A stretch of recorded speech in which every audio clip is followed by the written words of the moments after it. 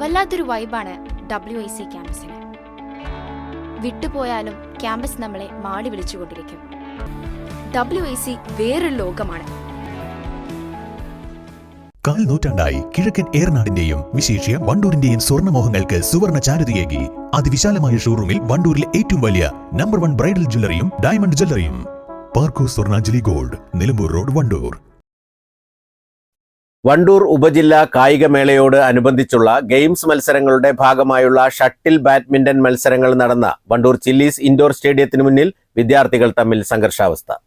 കഴിഞ്ഞ ദിവസം രാത്രി ഫൈനൽ മത്സരങ്ങൾ നടക്കുന്നതിനിടെയാണ് വിദ്യാർത്ഥികൾ തമ്മിൽ വാക്കേറ്റമുണ്ടായത്. തുടർന്ന് ഒരു വിഭാഗം വിദ്യാർത്ഥികളെ സ്റ്റേഡിയത്തിൽ നിന്ന് പുറത്താക്കുകയായിരുന്നു.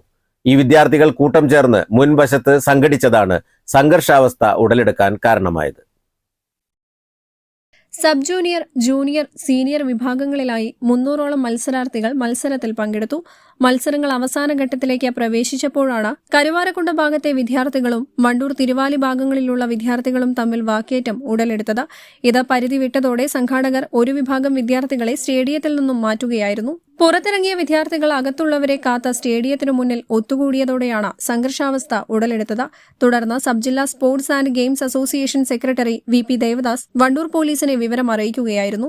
അപ്പോഴേക്കും സാഗർ ചെറിയാപ്പൂവിന്റെ നേതൃത്വത്തിലുള്ള പ്രദേശത്തെ ക്ലബ്ബ് പ്രവർത്തകരും സ്ഥലത്തെത്തിയിരുന്നു. തുടർന്ന് പോലീസും ക്ലബ്ബ് പ്രവർത്തകരും ചേർന്ന് കൂട്ടം കൂടി നിന്ന വിദ്യാർത്ഥികളെ ഇവിടെ നിന്ന് മാറ്റുകയായിരുന്നു.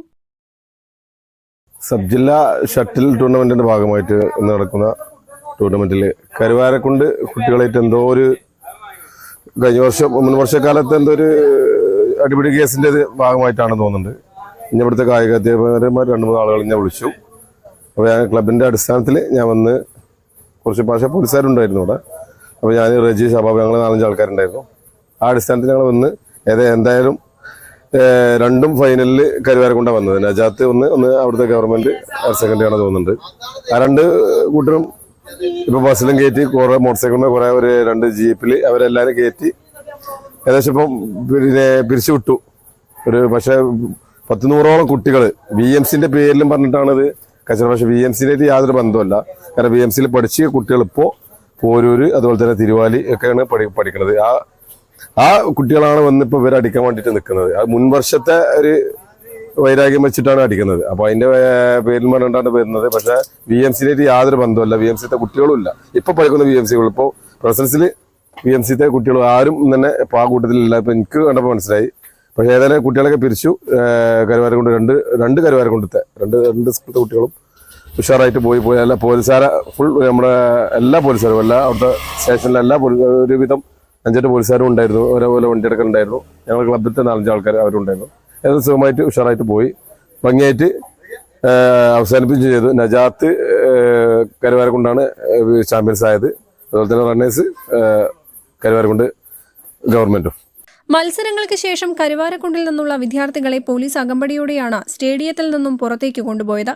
വിദ്യാർത്ഥികൾ തമ്മിലുള്ള സംഘർഷം കായികമേളയുടെ നടത്തിപ്പിന് തന്നെ ഭീഷണിയായി മാറുകയാണ്. News bureau, Wandoor. ഓഫറുകളുടെയും സമ്മാനങ്ങളുടെയും പെരുമഴ സൃഷ്ടിച്ചുകൊണ്ട് നിലമ്പൂർ സ്കൈ ഗോൾഡ് അവതരിപ്പിക്കുന്നു mega season sale. Sky gold, elegance of beauty, main road, Nilambur. രുചിക്കൂട്ടുകൾ കൊണ്ട് രുചി വൈവിധ്യങ്ങൾ ഒരുക്കിയ ഇന്ത്യൻ ബേക്സ് ഇപ്പോൾ വണ്ടൂരിലും. Indian bakes, Pandikkad road, Manalmel bus stand, Wandoor.